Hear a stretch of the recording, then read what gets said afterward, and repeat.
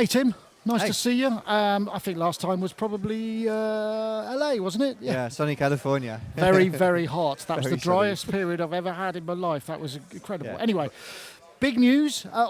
We did briefly look at this, didn't we? The Impact LX61. This is now out in the world, right? Yeah, I mean, the big news at NAMM was that we were bringing some controllers out and that they were going to be NKS compatible. So obviously we partnered with Native Instruments, and that's what you saw at NAMM. We touched upon some of the other features, and it's the other features that really set this range of controllers apart. Now I'm going to tell you now, this controller right here, 61 notes, is 172 English pounds. Right. Okay. That's which comes in at approximately £50 away from your other competitors, but it does so much more and that's because the integration is focused on playability, not just ticking boxes and eight-track mixing, which is pretty useless on a keyboard anyway. But let's just take a look at what that means. I'm going to start with if I press play, the first thing you notice is here we got what we call the looper. Now this is going to allow me to move back and forth, and it will work with anywhere in the DAW that I happen, because it just follows where you happen to be in the DAW. So if I get to the end, it just carries on from the next bank, basically. All right, so they're like bar boundaries, yeah. Are they? And then you can skip back to the start of the track by holding shift and hitting this one. So it's like this is your banks, okay? And what I'm going to do, I'm going to use the pads, because this is another. I'm going to do this really quickly. This is another advanced feature. When I change from a track, I've got normal pads. But as soon as I hit a drum track, a drum machine, it picks up with the pads, and I can bank up and down. This is Cubase we're looking at, right? Yeah. It's Cubase, but what we've done with this is every single DAW that's Nektar integrated, you get exactly this experience. This looper, neat. the pads, it's all going to be in there for you. Oh, nice. That's one of the things with the experience we've got with DAW integration. We've managed to make common workflows across these DAWs. I mean, it's all doing different stuff under the hood in order to make it work this way. But your features it is a common workflow. Nice, yeah. nice. So I'm going to show you loop record next. So let's just go to, well, it doesn't matter where I am really. I just hit loop record. And then when I'm ready to, I'll do some recording.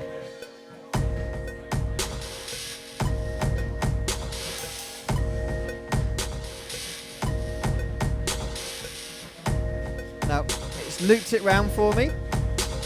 And it's given me the position, the actual loop that's playing. So it's just a 4-bar loop there. I can quantize it, which it sounds like I need to do. So that's quantize if you loop straight away. And then, if I press this again, it slices up the loop and cuts it nicely. Okay, so I get can the then boundaries, just go in now, and I can just drag and drag and drag and drag. And I've got my loop just kind of done all the way along the track. We turn off loop. You can set the loop up directly from the buttons, like so. You see how that turns the loop on and does it from there. And it doesn't matter, just where you happen to be in the loop. I can do an 8-bar loop like this. If I'm at a specific point and I just want to do like a 4-bar loop, I just go 4 bars, and it's done. And it's set up my 4-bar loop here, you see. Yeah. There's so many ways you can use this functionality, but one thing I will say, now that I've got it there and it's just above my left hand, I'm finding myself using it all the time, and I'm completely lost without it. Having those 8 bars just around where you are in the DAW is just so handy.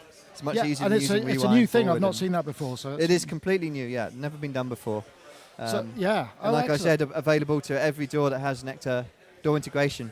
So this is 61 keys. Yes. Velocity, any aftertouch, or I guess no at that price, aftertouch. that price would be really good dynamic range. We did a lot of work on the keyboard.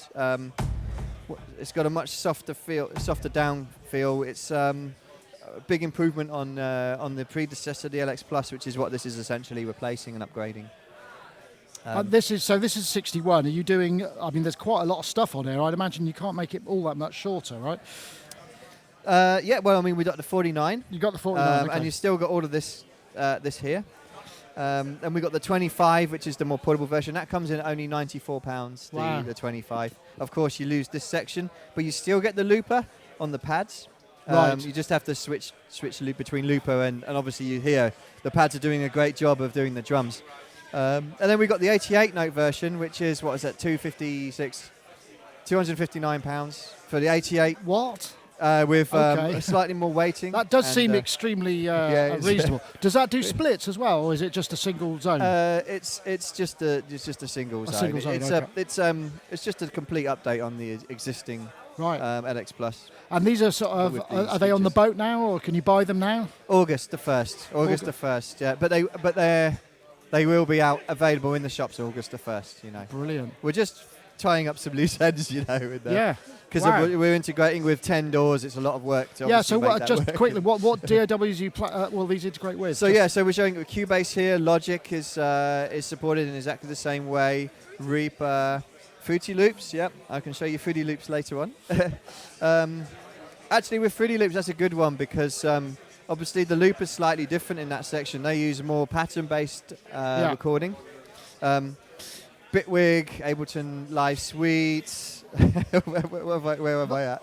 It's Garage A bunch of them. Okay. Yeah, most of them.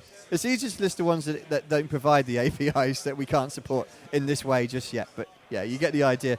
I should also talk, going back to my point about integration being immediate and about playability and usefulness. And I want to go back to that example of the mixer. We do have 8 tracks of mixer control. But but that's only to tick the box, like most other integration does, because we didn't want to take it away, because then someone can say, well, ours has got 8-track mixer. If you really want to do 8-track mixing on a controller keyboard, then go ahead. For me, the most important track as a keyboard player is always your volume. So if you go to an instrument here, I've got my track volume straight away. I've got my track pan by holding down the button. So like that's contextual, right? So That's right. Now if I go to a synth, let's go to a synth. And let's turn it up a bit. There we go. See how easy this is all from the controller.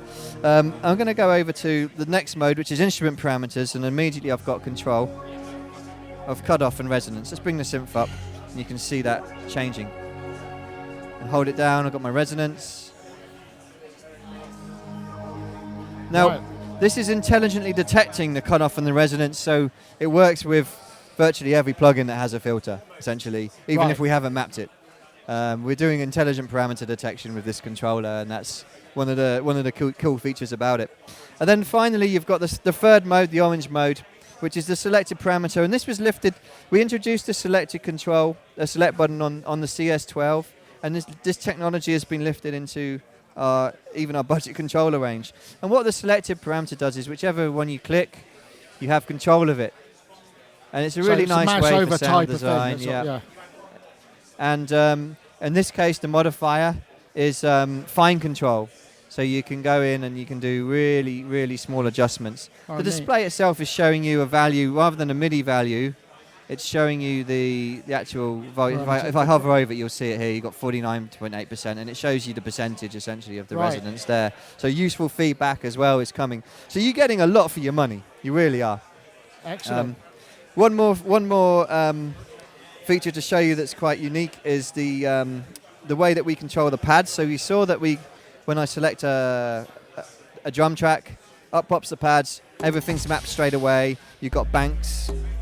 But what about if you're working on a track and you just want to change something like that? That's an empty pad. So you hit shift, you hit pad learn, then as you hit the pad, nothing happens. But I can pick samples completely from the keys. So now I can. Ah, that's nice.